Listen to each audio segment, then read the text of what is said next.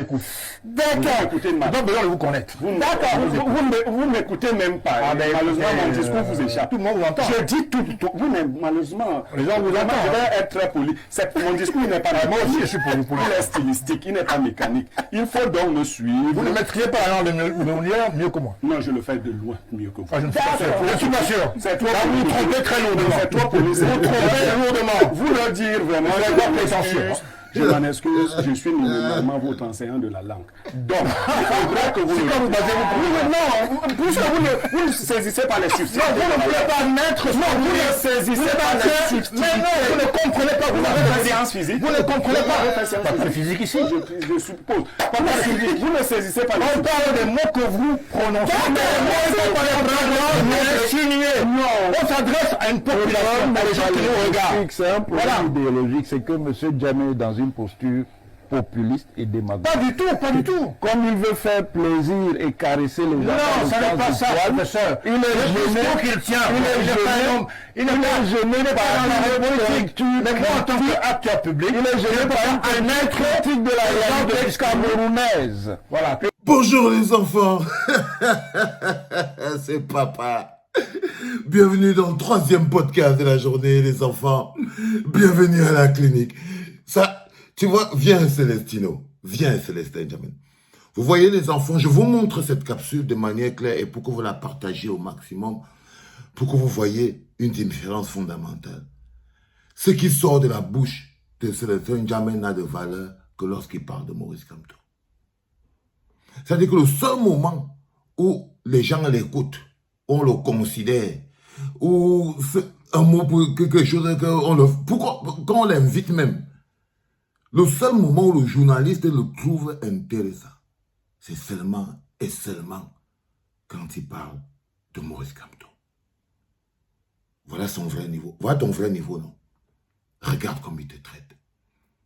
Tu as vu comme il parle de toi? À la base, il ne le respecte pas. Tu vois, non, Célestino.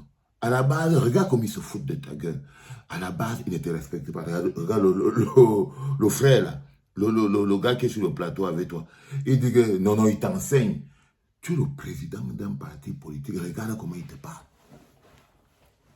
Regarde comment il te parle. C'est la considération qu'il a pour ton intellectualisme d'abord.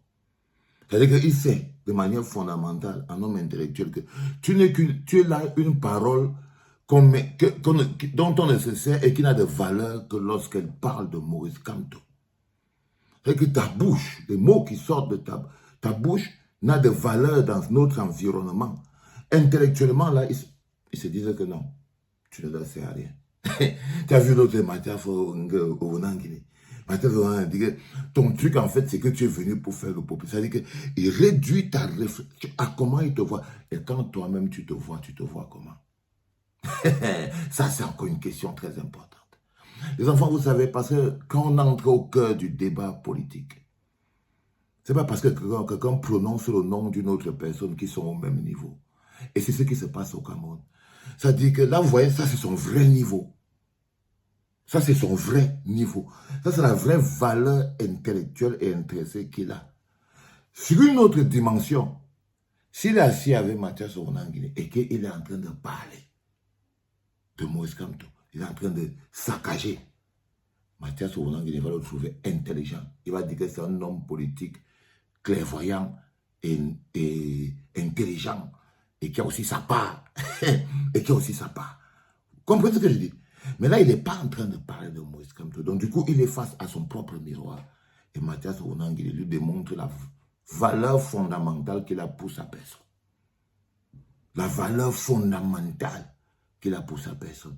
Mais vous verrez que d'ici, même vers 2024, comme ça, 2025, il aura un seul nom à la bouche. Parce pourquoi il parle de ça? Et il sera programmé pour ça. Mais voilà sa vraie valeur. Est-ce que tu comprends même ce que j'ai dit? Parce que j'ai l'impression que tu n'as pas encore partagé. Parce que là, ce sont les acteurs qui vont venir sur le terrain. Vous allez les voir. Vous allez les voir. Ils auront un projet fondamental. Et à partir de ce moment-là, Maurice Kamto, Mathias Onangile, il va le trouver intelligent. Il va le trouver, à partir de 2024, il va le trouver intelligent.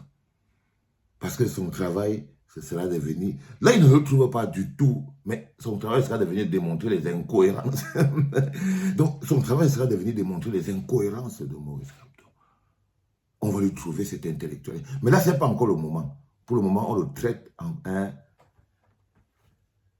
Ouais, en bague, frérot. Pour le moment, on te traite encore dans ta propre valeur. Donc, quand il va revenir dans quelques semaines, il faudrait que vous vous rappeliez exactement de quelle est la considération que les gens ils ont pour lui. Parce qu'en fait, à chaque fois qu'on leur explique qu'ils ne sont pas le sujet, ils ne sont que des instruments. Et ils le savent. Ils ont accepté parce qu'eux-mêmes ils savent. Par exemple, là où il est là, c'est Benjamin. Il sait que la cible, c'est Moïse Kamto. Il sait que la cible, c'est le MRC. Il sait. Et que c'est le seul moment qu'il va devoir jouer sa carte pour avoir un peu de place, pour avoir un peu de visibilité. Il ne sera pas sur un programme économique. Non, il ne sera pas dedans. D'abord, personne ne va lui demander rien du tout de ce qu'il propose. D'abord, quand vous le voyez, pourquoi on lui parle comme ça, c'est qu'il y a beaucoup de mais ah, sérieux? Pour que les bonhommes là lui parlent comme ils sont en train de lui parler là, c'est que fondamentalement, quand ils vont sortir là, c'est même pas lui qui va bailler le gens. Lui, il va boire 2 bières, 3 bières, mais c'est soit la go qui est là, soit c'est le Niémé qui est là, ou alors, non, l'autre Mathias là, c'est un chicha, le framant. Non, lui c'est un moula qui n'a pas, il ne donne rien. Donc, ce sont les deux là qui vont, mais ce n'est pas Celestino. Ce n'est pas Benjamin qui va payer, Benjamin il donne des dos. Il n'y a pas les dos. Pas du tout. Donc, voilà sa vraie situation. Il va sortir de là. Et parce qu'il est extrêmement dans cette situation fondamentale, il ne va pas pouvoir payer. Et les gens, ils ne le respectent pas. Vous voyez, tu vois là, ils ne te respectent pas. Donc tu ne dois même plus te placer avec l'autre qui t'enseigne le français. Hein, Celestino? Il dit qu'il t'enseigne le français. Il veut ton français à 2 balles que tu parles là. C'est-à-dire, après tu vas te lever, tu vas être celui qui va venir décrypter les incohérences des MK, frérot. Quand toi-même, ils vont t'appeler, ils vont dire que c'est toi qui vas venir décrypter les incohérences. Et ça tu dois te dire que non, bro. Tu dois te dire que non. Parce que voilà ton vrai niveau. Voilà ton vrai niveau. Voilà comment ils te voient. Ils te voient comme un moulin qui n'est pas très fixe. Ils te voient comme un moulin qui n'est pas très fixe. Tu vois? Et qu'on serait en train de parler des choses, les enjeux importants du pays. Qu'on serait en train de parler de l'avenir et de la vie des millions de gens. Tu vas venir pour parler. On va te donner la parole pour faire le bruit et pour polluer l'espace public, pour perturber la concentration. Mais je vais te montrer ton visage avant, en 3e podcast de cette journée, les enfants 1, on lui montrait un peu sa vraie vie, sa vraie nature. Et on vous expliquait que voilà, il est comme tous les autres, et non de valeur que parce qu'il parle de Moïse Kamto. C'était papa.